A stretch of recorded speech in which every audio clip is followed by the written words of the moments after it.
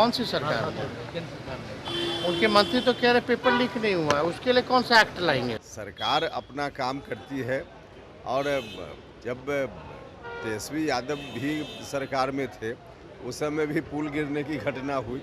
इसलिए यह कहना कि किसी खास सरकार के आने के बाद पुल गिरने की घटना और इस तरह की बात हो रही है, बिल्कुल अनर्गल बात है। नमस्कार, मेरा नाम प्रेम है और आप लाइव स्ट्रीम देख रहे हैं। तेजस्वी यादव, रविशंकर प्रसाद, मीसा भारती और अभय कुशवाहा दिल्ली के लिए रवाना हो गए। पर दिल्ली जाने से पहले अभय कुशवाहा और तेजस्वी यादव बड़ा बयान दे रहे हैं। उतना ही नहीं, उपेंद्र कुशवाहा दिल्ली से पटना पहुंचे हैं। तमाम नेताओं का हम आपको बयान सुनवाने जा रहे हैं कि किस तरीके से तमाम जो नेता हैं वो अपनी बातों को रख रहे हैं।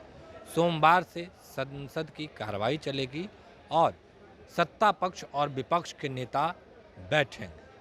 पर बिहार के कौन कौन से मुद्दे उठाए जाएंगे विपक्ष के द्वारा, वो सवाल हमने अभय कुशवाहा से किया है।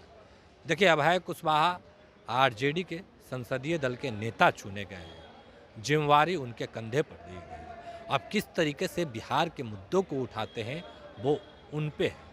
पर देखिए, अभय कुशवाहा ने कहा है, विशेष राज्य की दर्जे की बात हो या फिर विशेष पैकेज की बात हो या फिर बिहार को आगे बढ़ाने की बात हो, ये तमाम मुद्दे पर जो विपक्ष के नेता हैं वो सवाल पूछेंगे।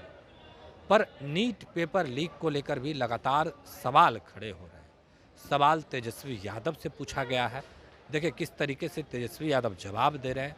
उतना ही नहीं, जेडीयू के नेता का भी जो बेटे हैं उनका भी नाम सामने आ रहा है, उसको लेकर भी तेजस्वी यादव अपनी बातों को रख रहे हैं। पर आज सारण छपरा गए थे। देखिए, छपरा में गोली कांड हुआ था चुनाव के दौरान। तेजस्वी यादव छपरा पहुंचे थे और छपरा को लेकर भी सवाल किया गया है। किस तरीके से तेजस्वी यादव उसको लेकर भी कह रहे हैं कि हम लोग पहले ही से जाना चाहते थे पर पुलिस के लोग रोक रहे थे। उपेंद्र कुशवाहा दिल्ली से पटना पहुंचे हैं। नीट पेपर लीक को लेकर सवाल उनसे भी पूछा गया है। किस तरीके से उपेंद्र कुशवाहा जवाब दे रहे हैं, पहले आप वो सुनो। एग्जाम पेपर लीक फिर से नहीं हो, सरकार ने हम तो पहले बोल रहे हैं, कौन सी सरकार में? उनके मंत्री तो कह रहे पेपर लीक नहीं हुआ है, उसके लिए कौन सा एक्ट लाएंगे? और पहले भी हम लोग जाने की इच्छा थी, लेकिन प्रशासन द्वारा रोक था। चुनाव के दौरान भी नहीं जा सकते थे, नहीं मिल सकते थे। तो अभी समय अनुकूल था, जब मौका मिला है तो परिवार के लोगों से हम मिले हैं। एसपी वगैरह से बात हुई है कि जस्टिस किया जाए, लोगों के साथ नाइंसाफ़ी नहीं होनी चाहिए, न्याय दिलाया जाए। और लगातार हत्याओं का दौर चल रहा है पूरे बिहार में, पुल गिर रहा है, रेलवे हादसे हो रहे हैं, पेपर लीक हो रहा है। यही है डबल इंजन की सरकार भाजपा का भी नाम आ रहा है। नहीं, इस पर तो माननीय शिक्षा मंत्री जी, भारत सरकार, उनका खुद का ध्यान है और जहाँ जहाँ देश भर में जो कुछ बात इस संदर्भ में आ रही है उस पर सरकार गौर कर रही है और मामला कोर्ट में भी है। तो कुल मिला जुला कर देखिए, आगे आने वाले दिनों में निश्चित रूप से इंसाफ होगा, भारत की सरकार भी करेगी और कोर्ट में भी मामला है तो लोगों को उम्मीद रखनी चाहिए। एलओपी के पीए का नाम इसमें डायरेक्ट आ रहा है। अब तो सब जांच का विषय है ना, जो भी पॉइंट जहां से आ रहा है उस पर संबंधित एजेंसी अलग अलग जगह पे जांच कर रही है और जांच रिपोर्ट आने के बाद सब लोगों को इस बात की जानकारी मिल जाएगी कि कहाँ क्या हुआ। लेकिन आरजेडी का सीधा आरोप है कि प्रधानमंत्री और धर्मेंद्र प्रधान असली दोषी वही हैं। नहीं, अब इस तरह से किसी के बारे में अब राष्ट्रपति जी पर आरोप लगा दें, ये कोई बात है क्या? देखिए, जिस एजेंसी ने परीक्षा ली है और परीक्षा जहाँ जहाँ सेंटर्स पर हुई है तो सब जगह जहाँ से भी कुछ भी मिल रहा है तो उस पर स्थानीय सरकार भी, उसकी एजेंसी भी और बाकी कोर्ट के माध्यम से भी निगरानी है, जांच हो रही है और सारी बातें सामने आ जाएंगी। कहा जा रहा है जब से एनडीए सरकार आई है तो पेपर लीक है, पुल गिर रहे हैं। अभी इस तरह से कहने का क्या मतलब है कि सरकार अपना काम करती है और जब तेजस्वी यादव भी सरकार में थे उस समय भी पुल गिरने की घटना हुई। इसलिए यह कहना कि किसी खास सरकार के आने के बाद पुल गिरने की घटना और इस तरह की बात हो रही है, बिल्कुल अनर्गल बात है।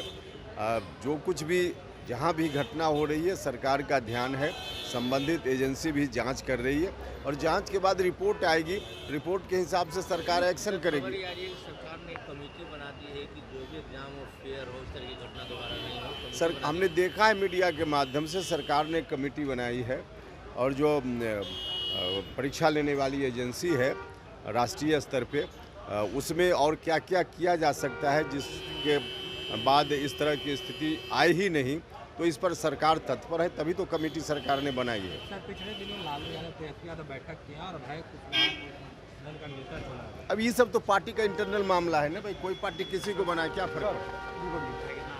देखिए जो भी जनहित के मुद्दे हैं सारे मुद्दे को हम लोग पूरी मजबूती के साथ वहाँ पर रखने का काम करेंगे। और सबसे बड़ा चीज़ है जो आरक्षण विरोधी जो काम कर रही है भारतीय जनता पार्टी। आपने देखा कि बिहार में भी जातीय गणना हुई और आरक्षण को कैसे हाई कोर्ट के द्वारा रोका गया उनके एजेंट के द्वारा।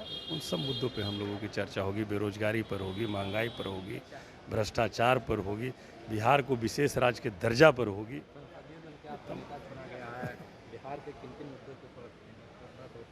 सबसे पहला मुद्दा तो बताया ना, बिहार को विशेष राज्य का दर्जा तो बहुत प्राथमिकता वाला है और बेरोजगारी है, महंगाई है, भ्रष्टाचार है, किसानों की आय दुगनी करने की बात थी, ये सारे मुद्दे हैं।